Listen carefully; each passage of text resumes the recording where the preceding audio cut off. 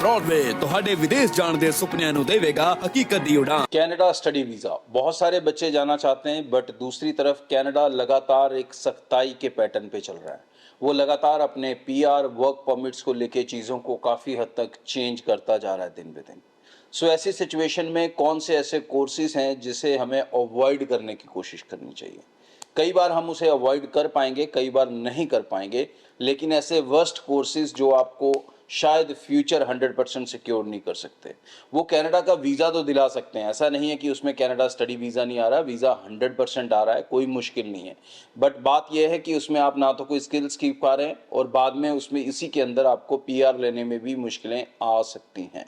सो कौन से ऐसे प्रोग्राम्स हैं वो नोट करें। पिछले दिनों IRCC ने एक रिपोर्ट जारी की थी जिसके अंदर उन्होंने बताया था कि 2018 से लेके 2023 तक कौन से ऐसे कोर्सेज हैं जिसके अंदर बहुत सारे लोग आए हैं और ज़रूरत से ज़्यादा आए। इसके अंदर उन्होंने खासकर 2 कैटेगरीज को हाईलाइट किया था। वो था बिजनेस कॉमर्स का पूरा फील्ड, जितने भी बिजनेस के रिलेटेड डिप्लोमास हैं, फिर business management, marketing management, business support services, इनको लेके इसके अंदर तकरीबन 4-4 लाख एप्लीकेशंस गई और स्टूडेंट्स भी वीज़ा लेकर कामयाब हुए।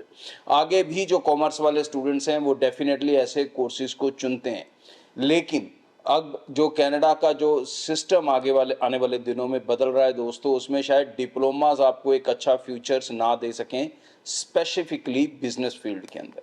तो कहीं ना कहीं अपनी एजुकेशन को कुछ इस तरह से सेट करने की कोशिश करें कि वो आपको स्किल कैटेगरी के अंदर लेकर जाए। लाइक बिजनेस कोर्सेज की जगह आप सेम कॉमर्स एजुकेशन के साथ डाटा एनालिस्ट के प्रोग्राम्स ले सकते हैं, डेटा मैनेजमेंट के प्रोग्राम्स ले सकते हैं। तो इस तरह के कई प्रोग्राम्स हैं जो बिजनेस से रिलेटेड नहीं होंगे, बट वो आपके लिए फ्यूचर में बड़े बेनिफिशियल होंगे। बिजनेस कोर्सेज करके ज़्यादातर बच्चे, आपको भी पता है, वो ट्रक चला रहे हैं, टैक्सियाँ चला रहे हैं। बहुत रेयर उसमें से बच्चे हैं जो अच्छी वाइट कॉलर जॉब्स पे जा पाते हैं, क्योंकि बिजनेस की स्टडी करना अलग बात होती है और बिजनेस करना अलग बात होती है। बिजनेस करने के लिए कई बार बिजनेस की स्टडी भी नहीं चाहिए। आप जानते हैं बहुत से लोग ऐसे बिजनेसमैन हैं, इतने तगड़े तगड़े बिजनेसमैन हैं जिन्होंने शायद बिजनेस की कोई स्टडी नहीं की है।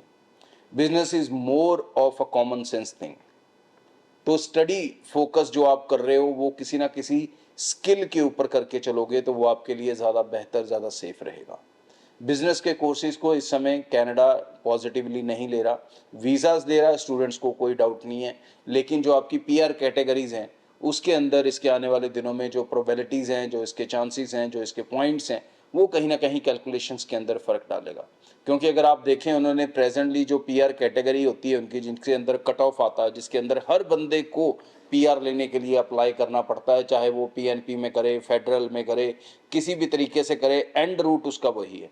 अब उसके अंदर भी उन्होंने अलग अलग कैटेगरीज बना दी हैं कि स्टेम वालों को हम इतने पीआर देंगे, मेडिकल वालों को इतने पीआर देंगे, हेल्थ कोर्सेज को इतने देंगे, ट्रेड कोर्सेज को इतने देंगे। तो उसमें भी बिजनेस के सेक्शन को ढूंढना मुश्किल हो जाता है और बिजनेस जर्नल वाली कैटेगरी में रह जाता है।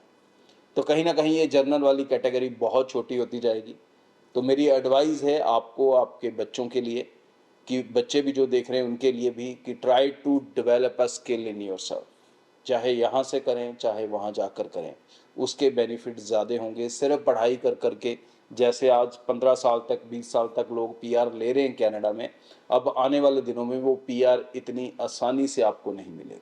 तो इस चीज़ को बहुत सीरियसली लें। अपने कोर्सेज, अपने कॉलेजेस की सिलेक्शंस बहुत सोच समझ कर करें ताकि आप अपने फ्यूचर को सिक्योर कर सकें। Thank you. ब्रॉडवे ਤੁਹਾਡੇ ਵਿਦੇਸ਼ ਜਾਣ ਦੇ ਸੁਪਨਿਆਂ ਨੂੰ ਦੇਵੇਗਾ ਹਕੀਕਤ ਦੀ ਉਡਾਨ।